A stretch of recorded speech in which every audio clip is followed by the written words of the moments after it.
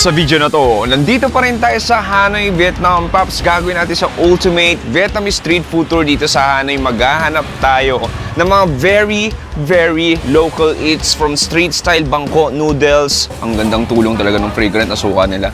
Ang pinamaganda dito, ang healthy rin yung lasa niya. Hanggang sa dinudubog na favorite lunch noodles, ito yung lasa na hindi na kailangan mag-process sa dila mo. Pagkadapo pa lang doon sa tip of your tongue.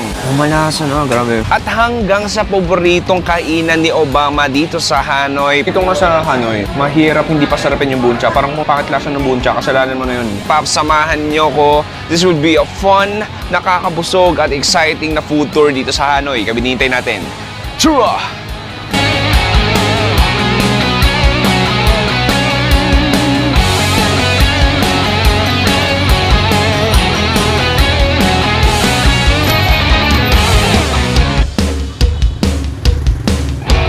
Okay, pare sa magandang araw, nagbabalik pa rin tayo dito sa Hanoi, Vietnam. Welcome sa second channel natin, masubscribe ka na dito sa Another Chewy Show at syempre sa main channel natin, The Chewy Show. Anyway, sisimulan natin tong food tour na to sa isa sa marahil. Nung unang punta ko ng Hanoi, might be nasa top 3 na pagkain ko to na hindi ko inasahan. Wow, ganun siya kasarap. So basically, isa dry noodles, may mga fried catfish, parang ganun. So ito maganda to kasi sobrang libliban siya, hindi siya touristy. Moron lokal yung mga kumakain. At yeah, tara, samahan nyo ako.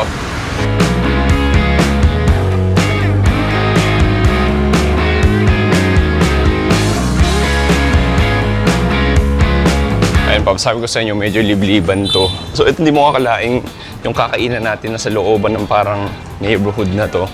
At yeah, nakita ko lang din to nung kay Mark Queens. May local guide siya na nag-guide sa kanya dito. Tapos nung tikman ko, sabi ko, wow, ibang klase. Like, hindi siya comparable. Never po nakatingin ng ganong klaseng flavors of noodles. At yeah, malapit na tayo. Dito may mga ibang ano rin, oh. May mga pho shop, to butcher shop. Ayun na. Ayun ang bunka. Oops. Ito na yun. Uy, ito na nga yung sinasabi ko. Oops, makikita mo. Ito na nga yun. Sam Kai Si. Kita mo, Pops, parang apat na upuan lang. Tapos yun na yun, wala nang kaarte-arte.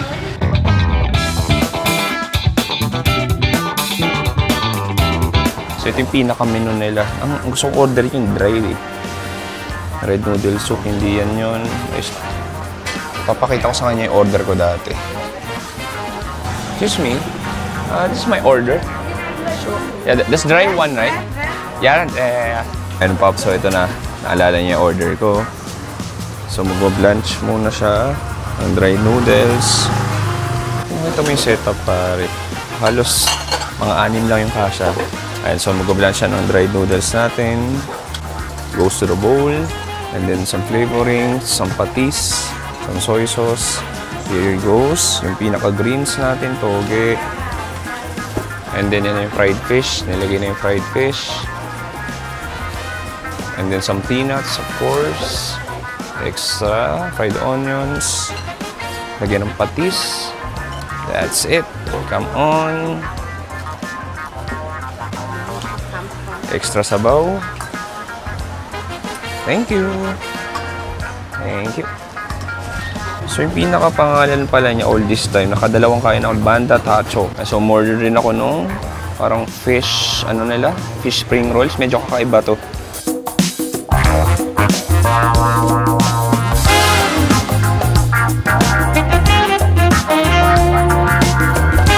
Okay pare, let's dig in. Excited na ako. Sabi ko sa inyo, 2024 nakain ko na to. Ang chubby ko pa nun, ang cute ko pa nun, ang taba ko pa nun. At it's nice to be back pare. One of the best dish talaga na nakain ko sa Hanoi. Pero alam mo, may libreng sabaw yan. Tikman muna natin to. First meal of the day pare. Cheers. Oh, nice.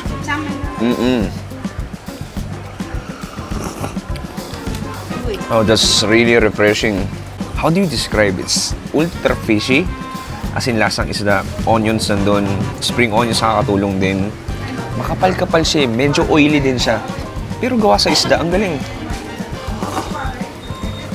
A little bit of sourness, oo. Oo, sarap nun. Pero let's dive in dito sa pinaka-noodles natin. So makikita mo, ito yung pinaka-anatomy niya. May fried fish, I think catfish ata to. Ito para tayo may fried patty dito, parang okoy. And then some greens, toge. And then sa ilalim, yung pinaka-red noodles natin. Okay, ang gusto kong gawin, tikman muna natin na walang any vinegar or sauce. Kuha tayo. Ito, so may isda, tas noodles. Malaking gagat. Cheers!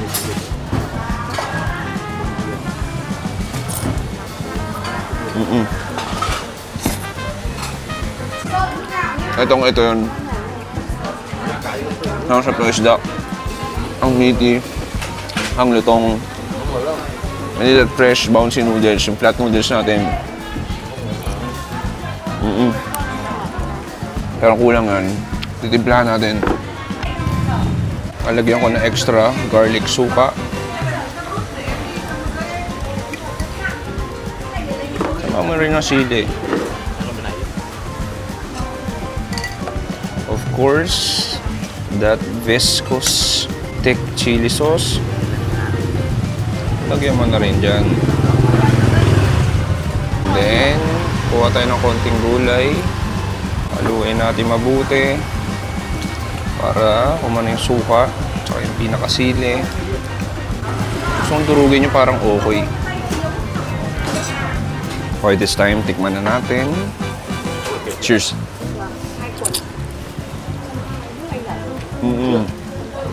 Wow, ang gandang tulong talaga ng fragrant na suka nila.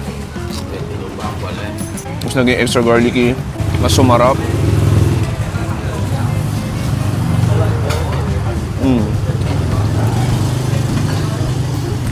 Ang pinamaganda dito, ang healthy rin ng lasa niya. Ito, yung okoy. So, hindi ko alam kung okay siya, pero lasang okay eh. Parang basically fritters na harina lang. Pero laking tulong ng texture niya. Okay, isa pa. Sabayan ko ng isda.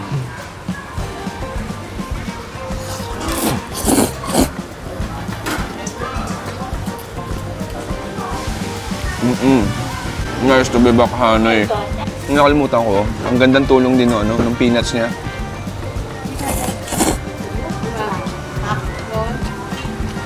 Ang best seller talaga dito, yung may sabaw. Pero ako wala eh. Mas trip ko tong talaga, tong dry version nila.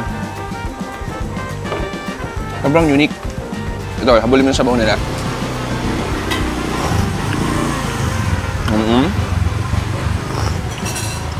Just a very heartwarming hug mula sa isang Vietnamese mommy. Dito on the other side, may fish spring rolls tayo dito. Makikita mo, klaseng isda kaya to. Dip natin sa vinegar. Look at that. Cheers!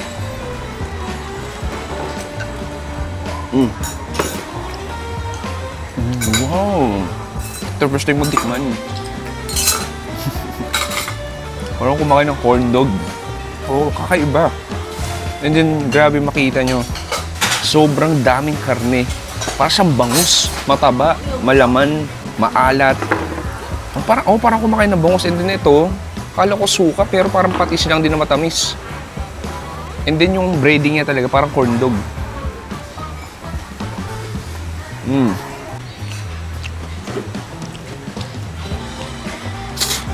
Some green tea pampababa na kinain.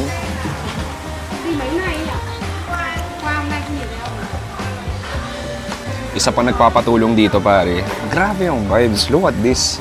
Diba? Akalain mong may kainan dito. Sa residential area, nasa maliliit na bangko, ilang seaters lang.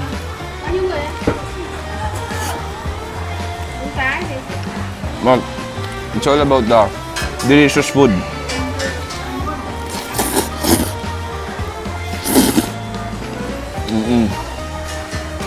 Ang sarap. Top tier. Kita mo, halos yung mga customer niya dito, kilala niya na rin. Actually, nakakatawa, kahit taguto, nasa Google Maps to.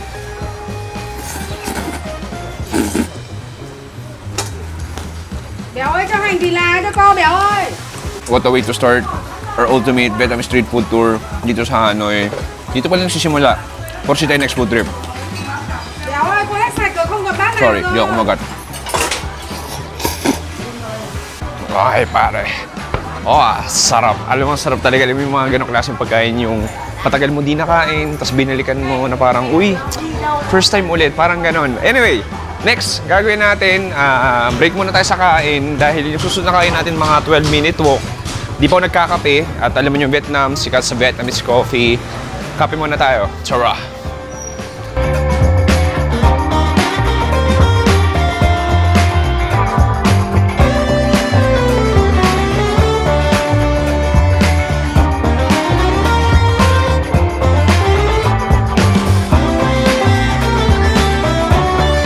Okay pare, next food trip natin may nakita din chicken pho. Actually hindi siya pho, pero klase siya ng chicken noodles. So makikita mo dito, ang cute lang setup sa isang maliit na bangko lang. At so may chicken feet tayo dito. Oh, what this? Ito yung mga manok.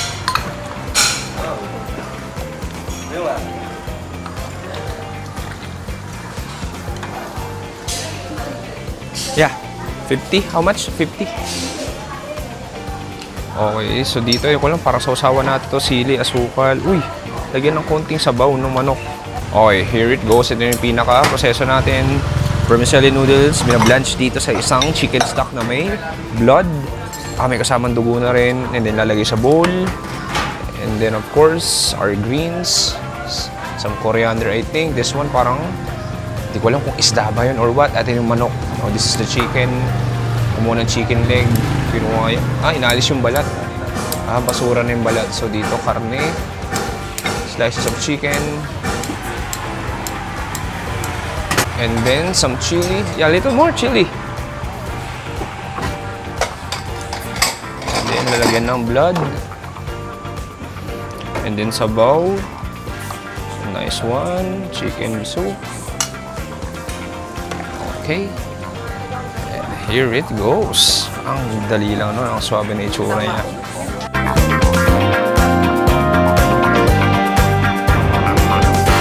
Okay, tuturuan niya ako.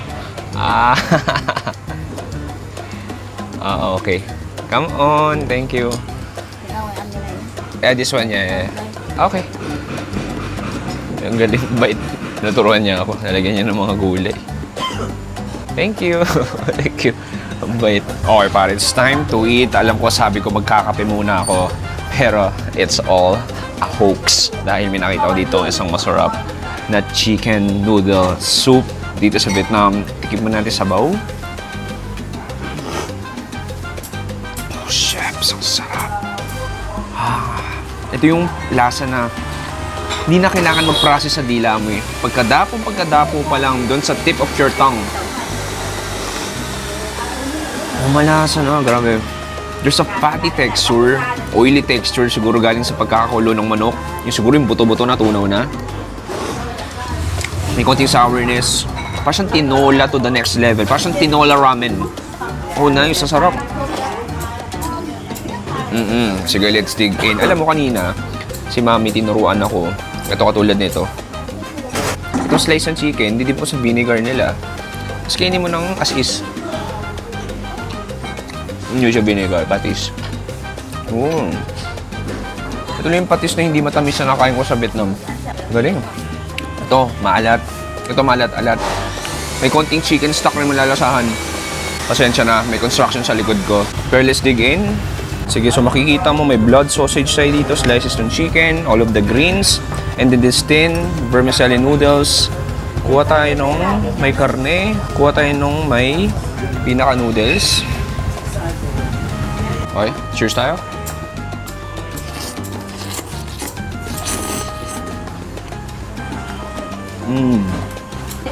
May nakain tayong chicken na noodles nung kailan. Pero ang layo ng sarap nito. Feel ko halos parehas na dish lang to eh. Mas malambot yung manok, mas flavorful.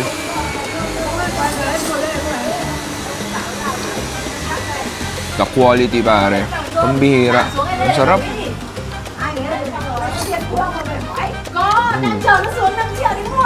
O parang may mga giniling din, tapos may mushrooms. So tikman yung blood sausage nila.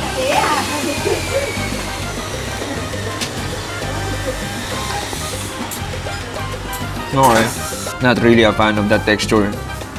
Sobrang bouncy niya. Basically, nagkuwagulit lang na dugo. Para siyang spongy tofu. Pero doon na lang tayo mag-focus doon sa manok. Ang bihira, sarap.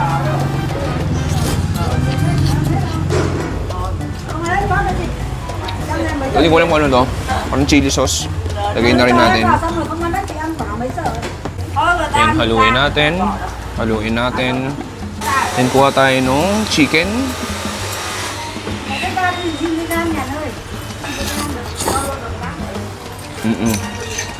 Yung nakakatuwa din sa Vietnam eh. Makakahanap ka talaga ng, may ganito klaseng noodle dish pala sila. So, it's more than pho. It's more than bun cha. Pero marami silang klase ng noodles.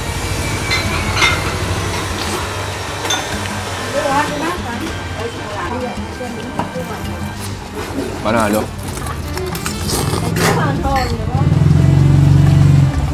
Alam mo yung feeling na kahit ang ingay, medyo umuulan na, ang ingay na construction, wala kang pake. Mag-focus ka lang sa quality ng chicken noodles na to. Might be one of the best kind of chicken noodles na pwede mo matikman sa buong mundo. Makita mo naman, ito yung mga table mates ko talaga, sila mami. Tig-isa sila ng malaking ganito.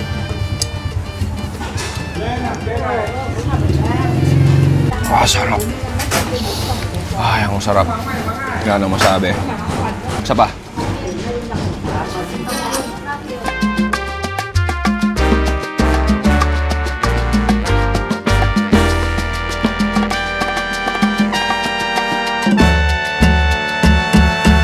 Okay, pare. That was an amazing chicken noodles. Hindi siya chicken pa.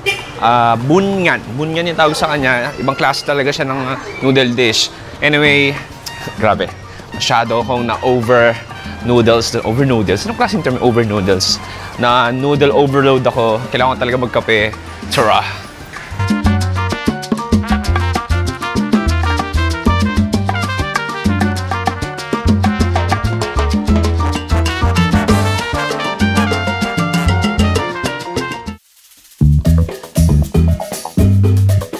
Okay pare, ang isang problema, actually good problem siya, sobrang daming coffee shops as in kaliwat kanan. Sobrang daming coffee shops dito sa Vietnam, so mahirap mamili. Alin kaya yung inuman mo? Ito random lang, ito kita mo, since 1979, so might be legit. So ito medyo modern coffee shop na siya. So may mga traditional coffee sila. Tignan natin. Hi, do you have iced coffee? Iced coffee? Yeah, please. We have a menu. Okay. Can I order this without sugar? Without sugar? Yeah, milk coffee. It have a condensed milk. It has condensed milk. Yes. Which one doesn't have sugar? So all the menu have sugar. I can reduce the sweet for you. You can reduce the sweetness. Okay, sure. So 1 VN Get milk coffee. ice, yeah, ice. Okay. And bring it here? yeah, please. And little sugar. Thank you. Grabe, ang cute ng coffee shop nila. Ang daming klase. Diesel coffee. Ano ito, may matcha latte sila, may durian latte sila. Ang daming klase. Grabe, parang siyang coffee paradise. Anyway, tayo natin kape natin.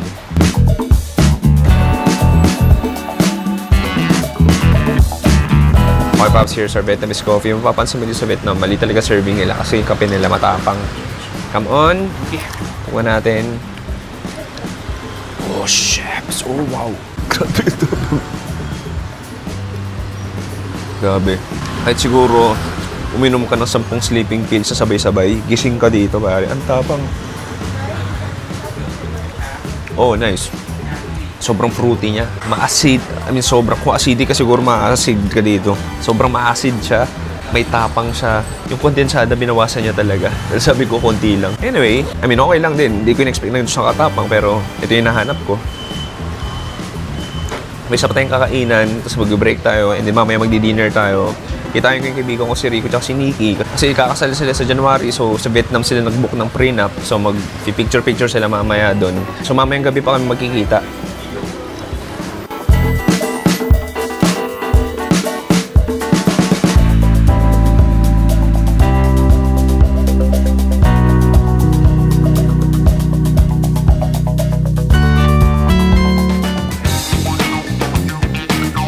Okay pare, it's time for lunch. Alam ko marami tayong nakain, pero it's time for another lunch. Ito yung next food spot natin. Medyo hidden gem din to. At ito yung tinatawag na Com Dan Bin. So basically, para siyang karinderya. So makita mo, pasok tayo sa small alleyway. Okay, mukha nga talaga siyang karinderya. Tapos alam ko, pipili ka ng mga ulam na gusto mo. Ayan. It's okay? So makikita mo, ito yung iba't ibang ulam. Sobrang dami. Ito may isda, parang isda rin, baboy, tofu, parang adobo. Uy, may hipon din. And then parang may lechon kawali. Okay, eat here? Yeah. I can choose, right? I choose. Overall, hindi ko alam anong pipiliin. Ano kaya? Okay. So ikaw literal kukuha. Teka lang. So bibigyan ko ng plato na may kanin. Ikaw pipili. Problema dito, may hawak akong camera. Hindi ko alam kung paano. Hindi ko na mapapakita sa inyo, pero bahala na.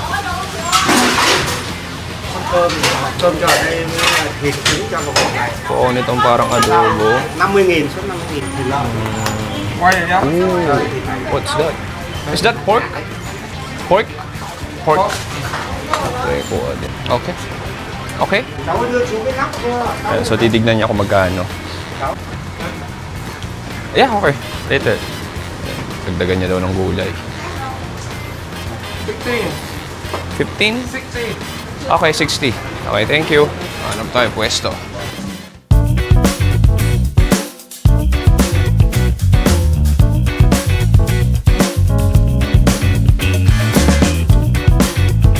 Okay pare, it's time to eat. Again, look at this beautiful plate.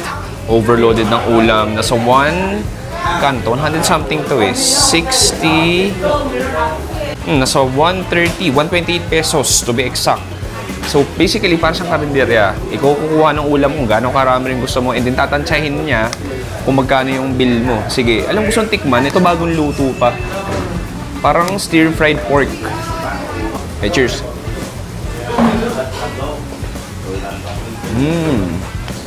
Okay.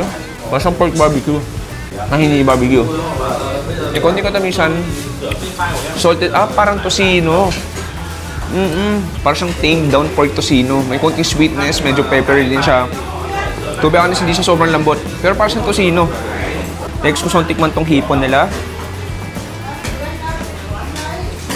Sarap tong hipon. Tapos siyang honey glaze.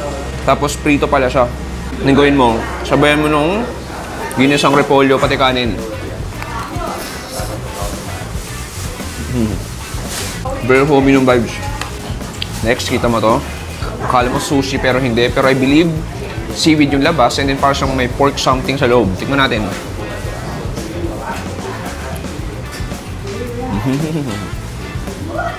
Ang pati. Grabe. Parang siyang longganisa. Ang taba sa loob. Yung seaweed niya, ang tamis na rin. Parang siyang candy.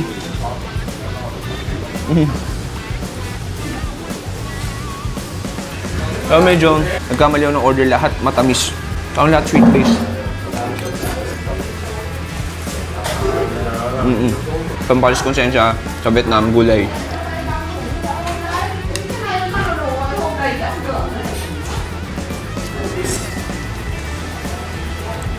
For the kids watching this, eat your veggies.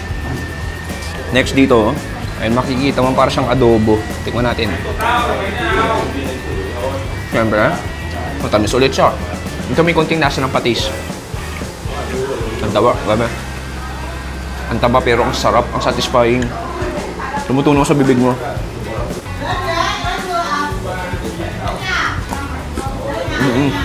Yung nakatuwa sa Vietnam eh. You can do some balanced diet. Kahit kumakain ka ng protina, ng malat-alat, matamis-tamis, sabay mo ng gulay, medyo mababalansa yan.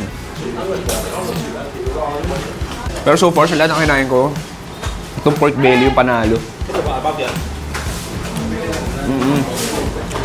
Solid.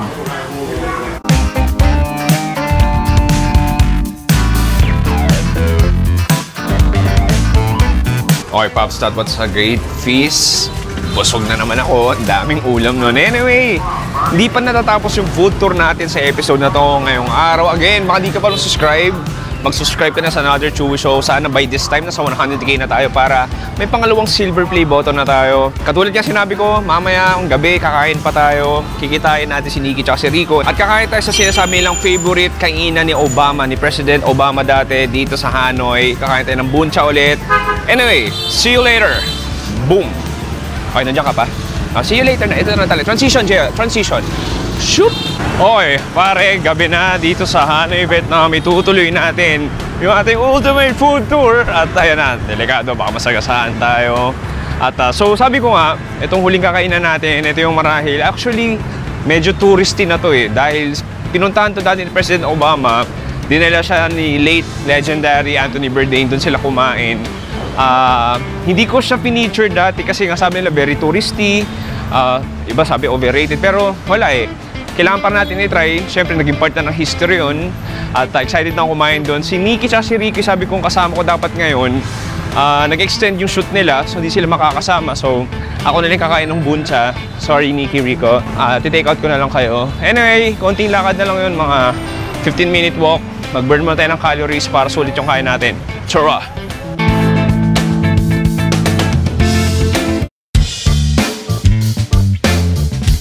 Okay pare, touchdown. Ito na yung Buncha Obama. Actually, yung name niya talaga is Buncha Huong Lien. Pero tinatawag na siyang Buncha Obama dahil doon nga sumikat to. Anyway, pasok tayo. Walang pila. Good sign. Yun lang, walang pila. Pero may laki na space. Okay. Upstairs daw.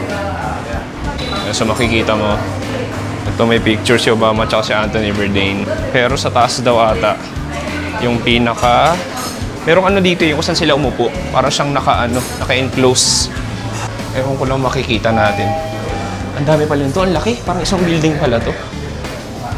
Ito. Nandun sa kabila.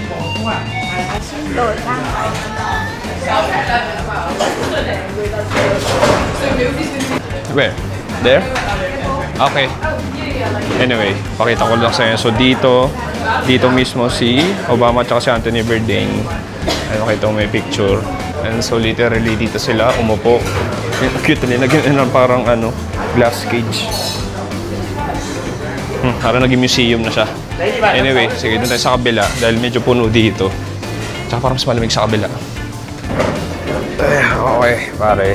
Habang iniintay magkain natin, total naglakad ako ng 30 minutes. Actually, hindi nga 30 minutes eh. Parang buong linakad ko siguro mga 45 minutes. Nag-walking ako. Mag-Hanoi beer muna tayo, kapartner ng buncha natin. Hindi ako magano mag-beer, pero yun yung kasama eh. Buncha tsaka Hanoi beer. So, kailangan natin mag-beer. Nakailang word na ako ng beer. Cheers. Oh, yeah. Uy, nice. Hindi sobrang pait ah. Mas mapait pa Pilsen. Ayan. Katulad yung kabilang table. May parang food group, food tour. Dito talaga dinadala ng mga tour guide.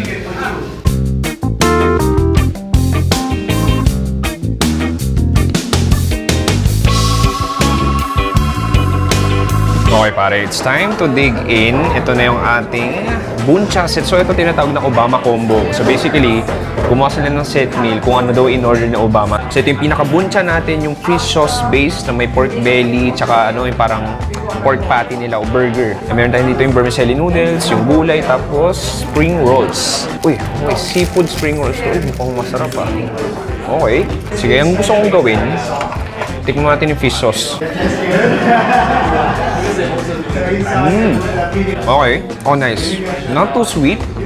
May konting saltiness, may konting fishiness. Ang ganda lang dito. Yung pagka-smoky nung maganda din yung pagka-grill o yung parang marination ng pork belly natin pati nung burger patty. Na-note na. So, very smoky din tsaka nasang lasa parang barbecue soup na. Gagawin ko, timplahan ko na. So, kuha tayo lang. Sili dito. Bang. It goes in. Kuha tayo ng bawang na halos paubos na. Damihan natin. Boom. It goes in. Then, meron tayong vinegar dito. Clean vinegar lang. Maybe one more. Half. And then, haluin natin. Haluin natin. And then, let's get some vermicelli. I-dip natin dito sa fish sauce. I-dip mo lang. Okay, cheers!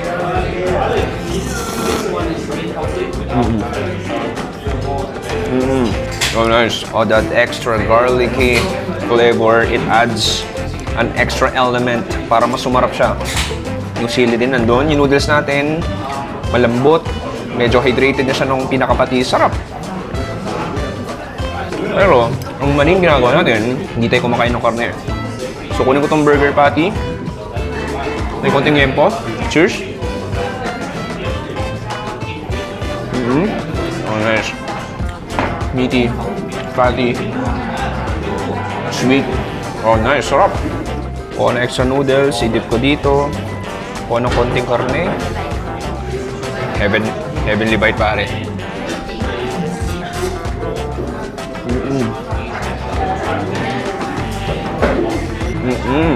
Oh, sarap. I mean, okay, nag-gets ko eh. Parang dito nga sa Hanoi, mahirap hindi pa sarapin yung buncha. Parang kung pakitlasa ng buncha, kasalanan mo na yun. I'll be honest, it's not the best buncha yung tikman ko. Pero kung sabihin nila na overhype, hindi naman, masarap naman. Lagyan natin ng gulay. Konting gulay, pampalis konsensya. Gawin ko itong burger, ibalot ko dito sa lettuce natin. Cheers!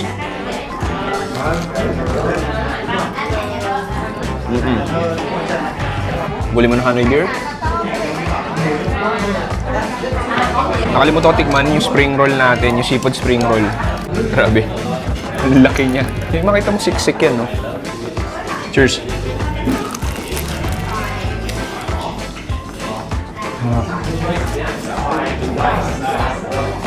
Oh, parusa sa bibig. Ang init. Ang masarap ah. Siksik pare. May one of the best spring rolls tikman ko sa Vietnam. Hot! Crab meat nandun. Actually, may mga parang balat pa ng crab. May hipon din, mushrooms.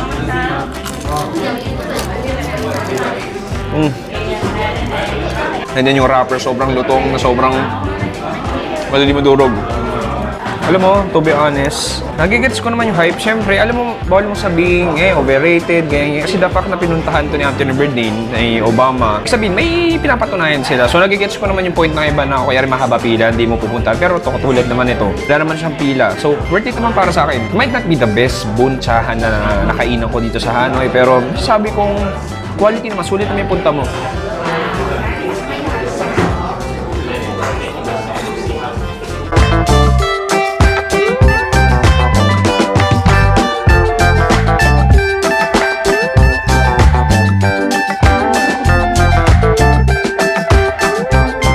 Pare, dito nagtatapos sa ating full day of eating authentic Vietnamese street food dito sa Hanoi. Sana nag-enjoy kayo doon. Sana nabusog kayo doon. Ako busog na busog. Isipin mo, mula umaga hanggang ngayong gabi, mag-alas 11 na, alas 10, punong-puno pa rin ng pagkain yung tiyan ko.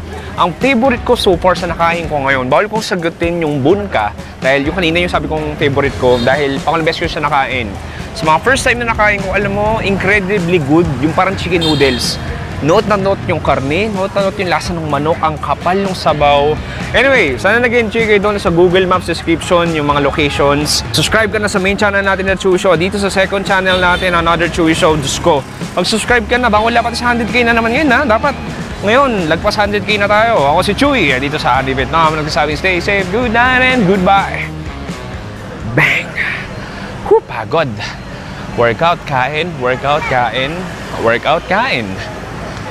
Alright, uwi na tayo.